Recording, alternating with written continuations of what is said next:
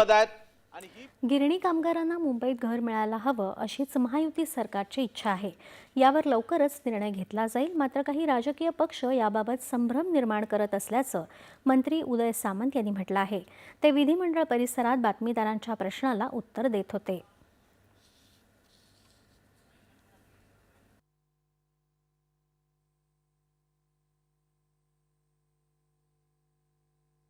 गिरणी कामगारांचा जो मोर्चा होता, जे आंदोलन होतं ते पक्षविरहित होतं आणि पक्षविरहित आंदोलन आहे असं काल आमच्या व्यासपीठावर देखील जाहीर झालं।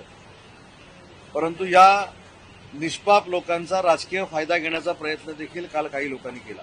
महायुतीच्या सरकारवर गिरणी कामगारांचा विश्वास असल्यामुळं आणि काही दिवसापूर्वी माननीय उपमुख्यमंत्री एकनाथ शिंदे साहेबांनी गिरणी कामगारांसाठी अतिशय ऐतिहासिक निर्णय घेतल्यामुळं आजच्या बैठकीला या सगळ्या संघटना येणार आहेत आणि गिरणी कामगारांच्या घरांच्या बाबतीमध्ये आज सकारात्मक निर्णय होईल।